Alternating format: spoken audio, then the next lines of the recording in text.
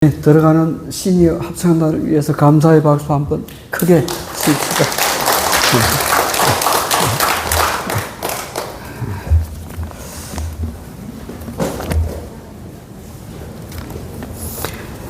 오늘 함께 나눌 말씀은 우리 로마서 10장에 있는 말씀 하나 보겠습니다. 신약성경 253페이지입니다. 신약성경 253페이지 로마서 10장입니다. 제가 읽습니다. 9절. 내가 만일 내 입으로 예수를 주로 시인하며 또 하나님께서 그를 죽은 자 가운데서 살리신 것을 내 마음에 믿으면 구원을 받으리라. 사람이 마음으로 믿어 의에 이르고 입으로 시인하여 구원에 이르느니라. 성경에 이르되 누구든지 그를 믿는 자는 부끄러움을 당하지 아니하리라 하니 유대인이나 헬라인이나 차별이 없음이라. 한 분이신 주께서 모든 사람의 주가 되사 그를 부르는 모든 사람에게 부요하실도다. 13절. 누구든지 주의 이름을 부르는 자는 구원을 받으리라.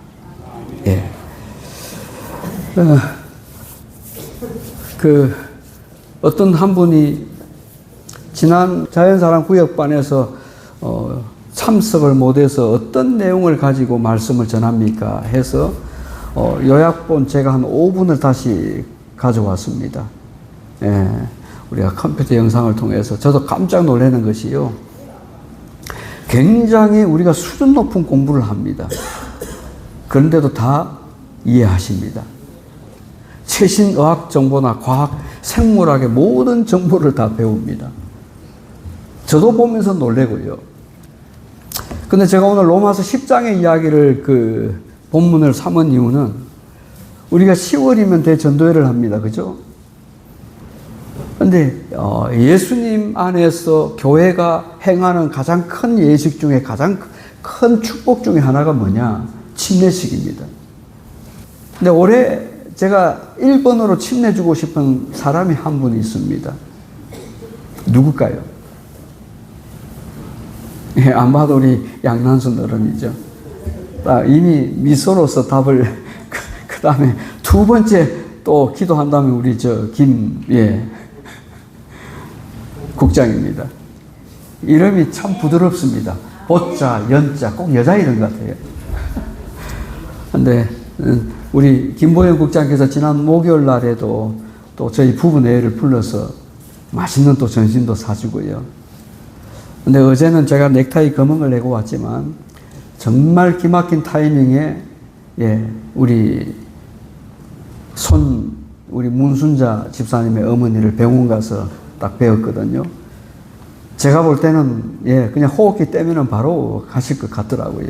저는 오랫동안 병원에 근무하면서 많은 환자들을 봤기 때문에 특히 마지막 임종 때 들어가서 기도를 많이 했기 때문에 안 봐도 잘 압니다. 근데 현대의학은 가시려고 하는데 못 가게 자꾸 주사를 놓고 그래서 저승사자가 돌아와서 그 이야기 요즘 TV에 제가 그 이야기 나온다 안 했습니까? 하늘에서 지금 파업이 일어나서 난리다고요. 제때 돌아가시지 않으니까 저승사들이 연나장 앞에 가가지고 아니 오늘 날짜에 가실 분이 내려가서 데려오려고 갔는데 신신혜 씨가 부른 노래 가사처럼 아직 오지 않아도 된다고 내가 알아서 간다고. 이게 장사가 안 되는 겁니다. 하늘에서 지금 파업이 일어난 거죠. 근데 어제 사실은 우리가 믿음 안에서 살지 않기 때문에 목사가 그런 때는 어떤 내용의 기도를 해야 될지 참. 근데 우리 손재석 우리 성도께서 참 고마운 게 뭐냐? 올해 들어서 무슨 일이 생기면 저한테 전화합니다. 항상 기도 요청하고요. 그래서 오늘도 가족장으로 하지만 자기가 사회이기 때문에 고집 피우지를 못한답니다. 그런데 목사님 꼭 저녁에 오셔서 기도 예배 해 주십시오. 얼마나 감사한지요. 제가 딱 3마디 기도했습니다. 한 우편의 강도의 이야기를 들으면서 보통 병원에서 임종하는 어른들을 기도할 때는 십자가 보이십니까? 붙잡고 싶다. 이렇게 이제 기도를 들어가는데 어제는 가련한 이 영혼을 하나님 지켜보십시오. 얼마나 불쌍합니까? 하나님의 나라에 임하실 때에 이 따님도 기억해 주시옵소서. 딱 그 세 마디 기도했습니다.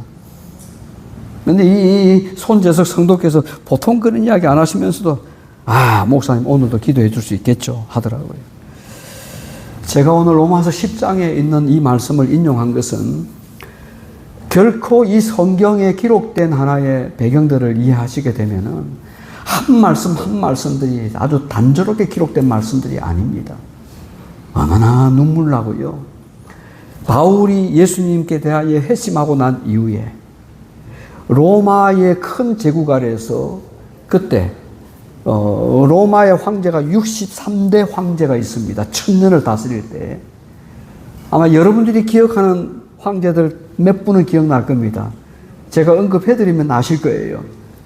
바울이 기록한 이 로마서에 대한 배경에는 5대 왕이었던 네로 황제가 나옵니다. 가장 악랄했던, 로마 시내 전체를 불태웠던, 자기 휘하에 있던 장군 하나가 유대인하고 사랑에 빠집니다. 제가 어제 잠깐 비사를 읽었지만 유대인하고 사랑에 빠진 것이 너무 보기 싫어서 그 사람을 태워 죽이려고 빈대집을 다 태우는 거예요. 유대인들을 다 죽이려고 하는 겁니다. 로마에 불을 태웠어요. 그런데 네로가 의도한 대로의 성공을 이루지 못합니다. 민중들의 반란이 거세어지죠. 그때 네로가 얼마나 비굴하면서도 영특했나 하면은 이 모든 재난의 불씨가 예수 믿는 그리스도인들 때문에 일어났다는 겁니다. 이거 역사에 부정할 수 없는 이야기입니다. 그렇게 하고 드디어 바울이 로마서가 써있는 때가 AD 54년이면은, 아니 57년이면은 네로 황제는 54년에 황제에 등극합니다. 그리고 10년 이후에 얼마나 그리스도를 많이 잡아 죽였으면 운동장 자체가 예수쟁이를 따라 죽이는데 그가 희열을 느낄 만큼의 하나의 권력을 사람을 죽이는데 다 사용합니다. 그래서 이탈리아를 여행 가시면은 결코 익숙하지만 즐겁지 않은 콜로세움 그 경기장은 하나의 그리스도인들에게 짐승의 가죽을 세워서 굶주린 사자들과 호랑이들에게 밥이 되게 만들었던 그런 하나의 참극이 일어났던 현장이죠. 지금은 사람들이 거기를 가면서 탄성을 내지르잖아요. 아니요. 결코 탄성을 내지를 만한 그런 장소가 아닙니다. 얼마나 핍박을 했으면은 여러분들이 로마의 63대 황제 중에 또 이 황제는 기억할 겁니다. 오늘날 예배날이 안식일에서 일요일로 기독교 공휴일로 제정한 그 황제 누굽니까? 예? 몇 대 황제인지 아십니까? 오늘 배우십시오. 44대 황제였던 콘스탄티누스 대제가 기독교 공인령을 내리면서 그가 섬기던 태양신의 유형을 교회 예배 안으로 그대로 가지고 들어옵니다. 그러면서 수많은 주일 예배의 그 역사의 시작은 바로 로마의 태양신을 숭배하던 그날이 맞는데도 일반 개신교 학자들은 그걸 끝까지 비굴하게 세웁니다. 제가 그 언어가 아직 순환되지 않아서 말씀 가운데 사투리가 간혹 나올 때가 있습니다. 세운다는 말이 우리 표준어로 뭐죠? 예? 아닌데. 끝까지 부인해요. 예, 그러면서 수많은 논문들을 제가 광주에 있는 광신대학의 도서관에 자주 갑니다. 거기서 많은 새로 나오는 논문들을 찾고 필요하면 복사를 해오는데 어떤 100가지, 1000가지의 논문들이 주일과 안식일에 대한 신학이 나와도요. 한결같이 주일에 대한 근거를 찾지 못합니다. 그런데 성경은 분명하거든요. 그래서 폴 주이트라고 하는 교수는 일요일 예배에 관해서 이게 신약 시대부터 도입은 됐지만 성경에는 전혀 나오지 않는데 왜 많은 교회들이 이날에 예배 드리는가 하면서 의문점을 달았죠. 풀 수 없는 미스테리 중에 하나다.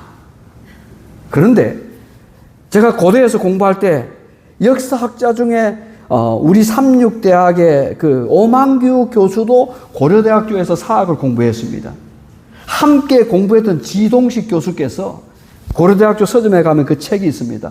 로마 제국과 기독교라고 하는 논문을 한 권을 묶어서 700여 페이지 한 권의 책을 펴냈는데 거기에는 일반 고등학교, 중학교 역사서에서 나오지 않는 일요일 예배 도입에 관한 정확한 소스가 나옵니다.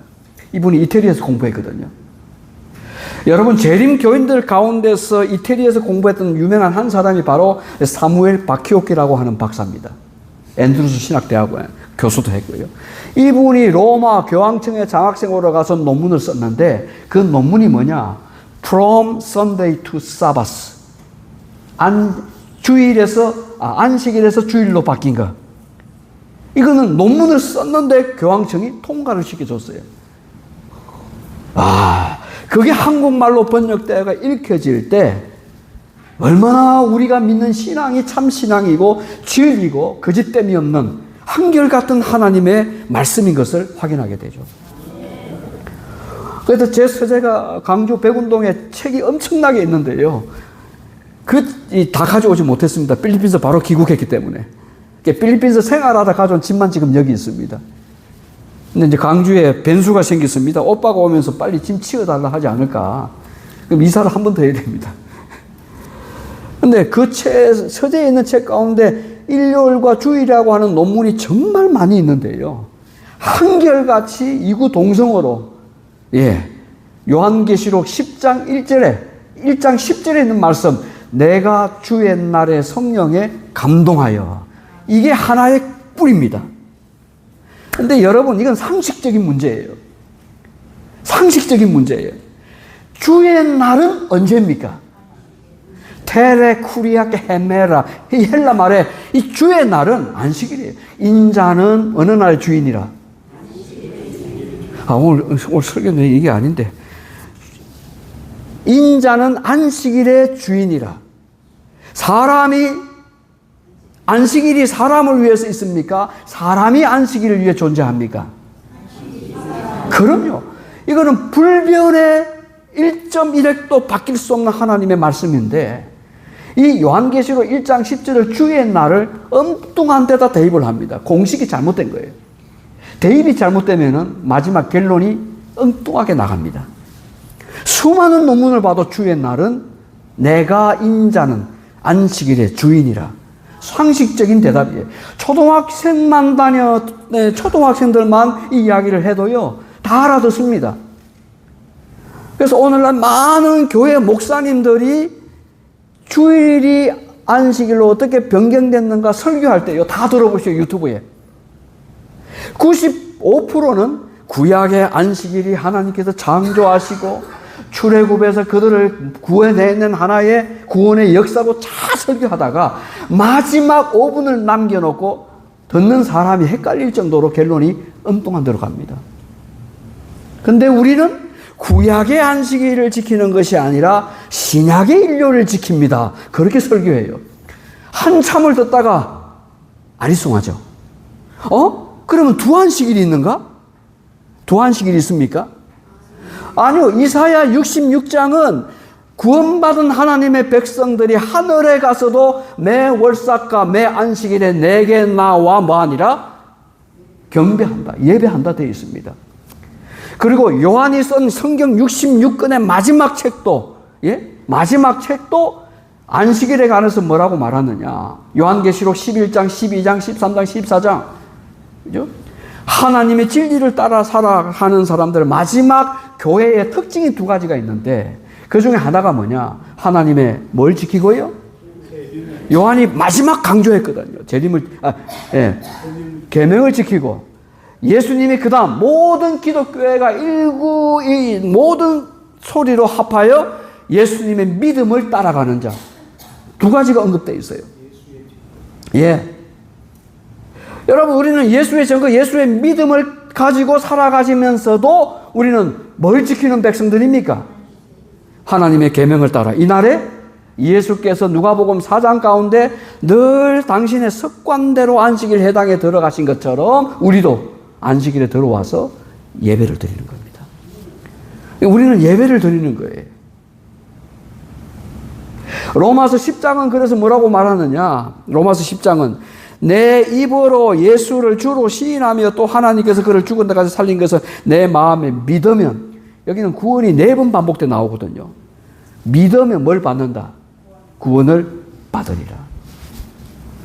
그래서 이 안식일이 그냥 우리가 평안하게 지내지만요, 수천 년 동안이나 이어져 오는 그리스도인의 핍박을 통해서 얻어낸 하나의 진리의 유산물이거든요.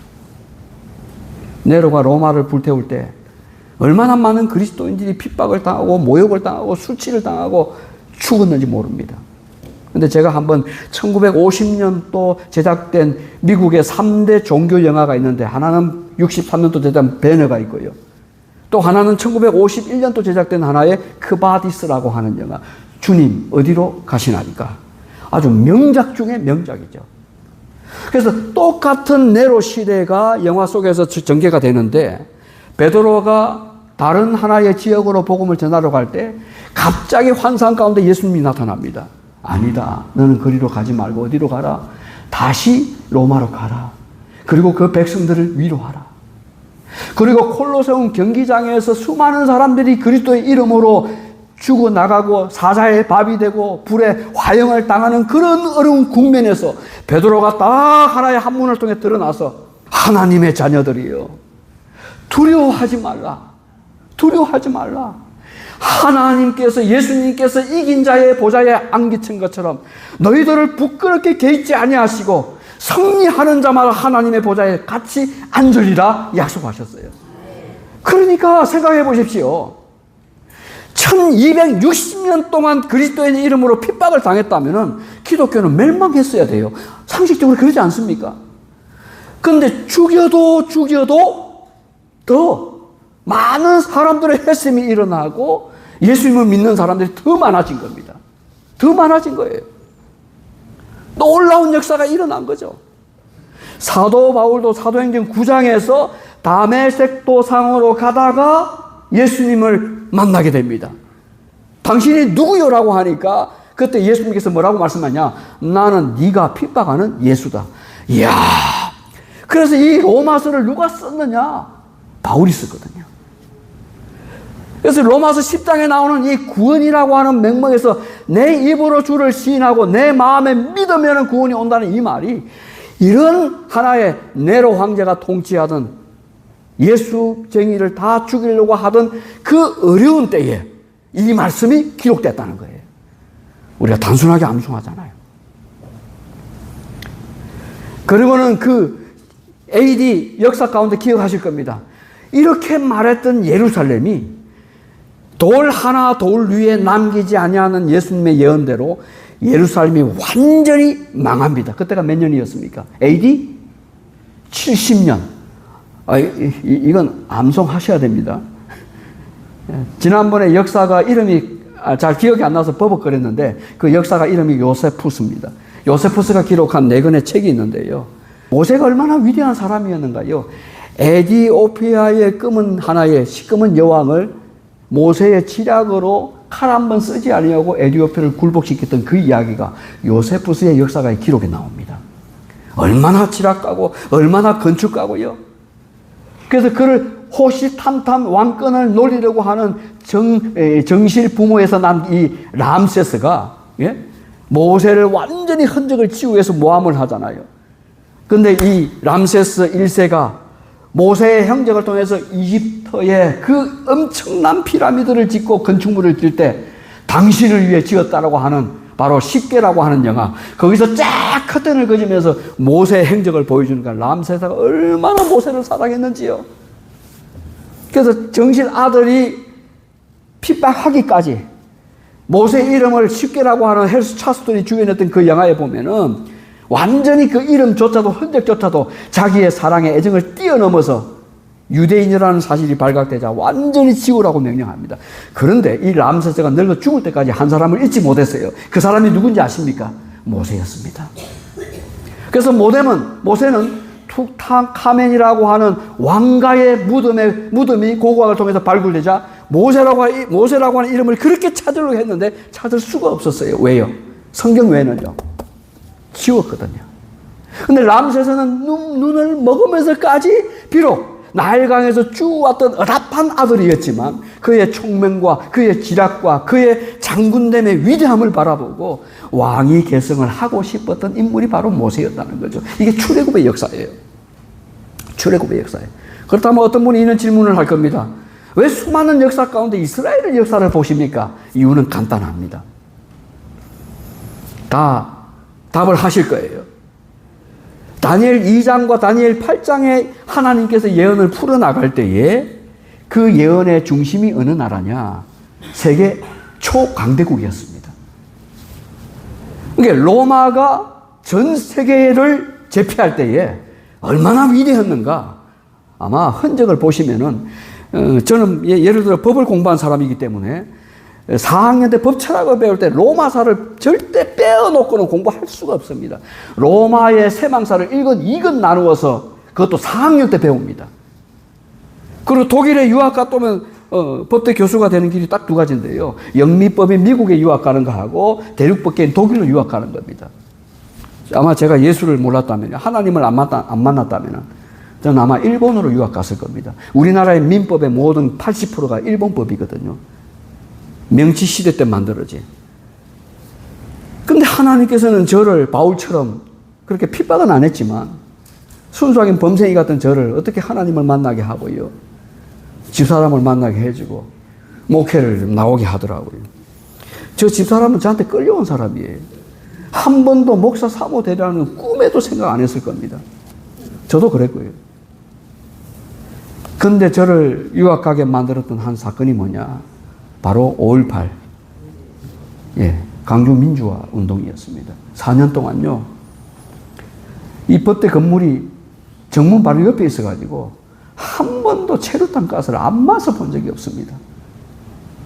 끝까지 정독실에서 청운학사에서 공부한 사람들은 사실 다 합격했고 나가서 데모하고 아니 공부하는데 정문에 그냥 체류탄이 떨어지는데 장로님 나가서 의사회사 안 하겠습니까? 저는 안 했습니다. 저는 안 했어요. 4년 동안 공부한 게 뭐가 있겠습니까?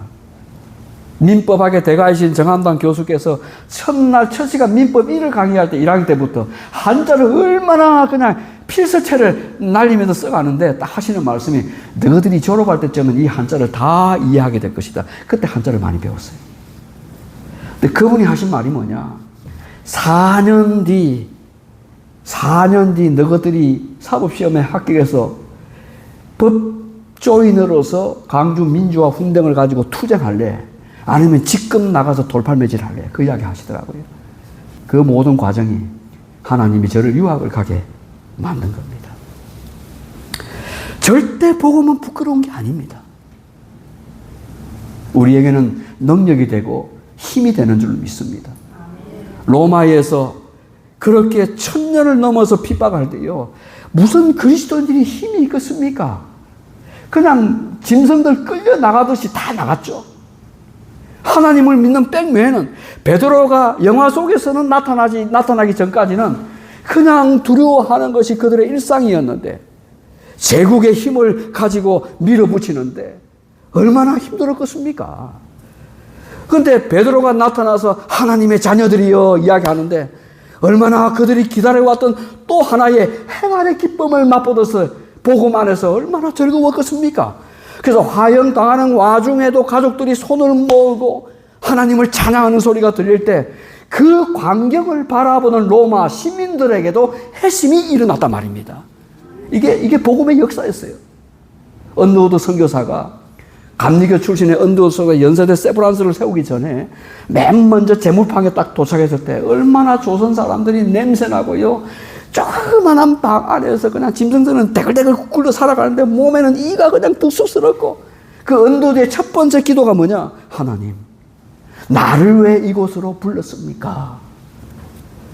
아직 이유를 찾지 못하겠습니다. 그러니까 조선 역사의 초기 1900년도부터 여러분 기독교 역사를 읽어보시면은 그때 이름도 아무것도 알 수 없는 조선의 나라를 선택해서 왔던 많은 선교사들 자녀들이 본국 땅을 받지 못하고 이 땅에서 다 죽었어요. 전염병으로요. 근데 양아진 선교 모역에 가면은 유일하게 제7일 안식일 예수 재림교회 선교사로서 똑같은 기독교 선교사의 바늘 속에 묻혀있는 한 분이 계십니다. 그분이 누군지 아세요? 위생병원을 세우신 바로 닥터 루제 한 박사입니다. 가족들 다 여기서 다 잃었어요. 그리고 본인이 묻힌 것도 자기의 고향이 미국이 아니고 어디예요? 한국 땅에 묻혔습니다. 그리고는 그들이 씨를 뿌린 그 열매의 대가가 오늘날의 기독교가 전 세계에서 미국이 가장 많은 선교사를 보냈다면 지금은요, 한국이 가장 많은 나라의 선교사를 보내는 나라가 된 겁니다. 이때는 박수를 쳐야죠. 이번 강연하면. 아이고. 예. 근데 이게 로마서 10장의 이야기였어요. 로마서 10장의 이야기였어요. 성경에 이르되 누구든지 그를 믿는 자는, 아니요, 10절. 사람이 마음으로 믿어 의에 이르고 입으로 시인하여. 하나님께 올라가는 구원의 길은 굉장히 간단합니다. 율법을 니고데모처럼 막 500여 개를 애워야 되고 막 달달달 모세 오경을 그냥 하나에 달려가면서 그런 게 아니에요. 뭐예요? 사람이 마음으로 뭐예요? 믿어. 입으로 시인하여 구원에 이른다. 그 다음에 12절의 말씀이 어떤 말씀인지 아십니까? 유대인이나 헬라인이나 차별이 없습니다. 한 분이신 주께서.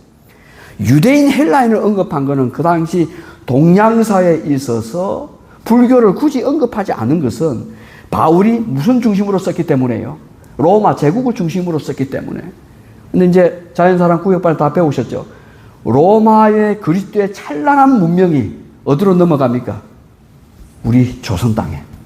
그래서 우리가 섬기는 불상이 실제로는 우리 게 아니고 어디 거예요? 그리스 신들에 나타났던 그들의 이름들로 보이지 않는 하나님을 섬기기 위하여 불교가 융성할 때 석가모니 사후 이후에 자기의 마음에 믿는 신을 그려내기 시작한 거죠. 이걸 자연사랑에서 함께 공부했단 말입니다. 기억하십니까? 우리 박금숙 학생 기억하십니까? 저분이요, 지난 시간도 강의 끝나고 나서요, 너무 행복하대요. 아니, 진심이에요. 진심이에요. 너무 행복하대요. 우리 우리 중국식 보세요. 저분이 다 표정이 어떤지 아십니까? 제가 영상 촬영 안 하는 게 표정 실수는 다. 그런데 오늘 여기에 말씀하는 것 가운데 이걸 하나 잊지 말았으면 좋겠습니다. 그런즉 14절, 그들이 믿지 아니하는 일을 어찌 부르리요? 듣지도 못한 일을 어찌 믿으리요? 전파하는 자가 어찌 들으리요? 우리 저 한 사람, 저는 보이잖아요. 양난순 어른 이름 딱 할 때 그냥 미소가 답이거든요. 저분은 물에 담글 때 좀 오래 담글 겁니다. 예. 이 믿음이 어떻게 형성되는지 아시죠?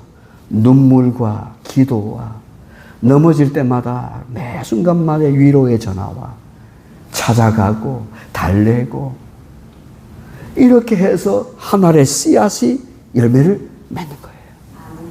그러니까 우리에게 주어진 가장 중요한 게 뭔지 아십니까? 복음도 듣지 못하고 죽는 사람들이 많다는 겁니다. 어제 저녁에 보성군의 종교 영감을 들어가 봤는데요, 보성 읍내에만 교회가 몇 개 있는지 아십니까? 아니, 오늘 요거 안 해도 되겠다. 보성 읍내에만 교회가 몇 개 있는지 아세요? 아무 쳐다보면 모르시죠? 24개입니다. 그러면 한 교회당 200명이 다닌다 생각할 때 몇천 명입니까? 2천? 200명이 다닌다. 24개 있구나. 2는 4천? 그렇게 잡아보시다. 그런데 보성 읍내 인구가 얼마냐? 8천 명입니다. 참 보니까 그걸 안 봤으면 작다 크다 구분을 못 했는데요, 진짜 작더라고요. 그러니까 대낮에 가도 차들은 많은데 사람이 한 명도 안 보여요. 예, 제가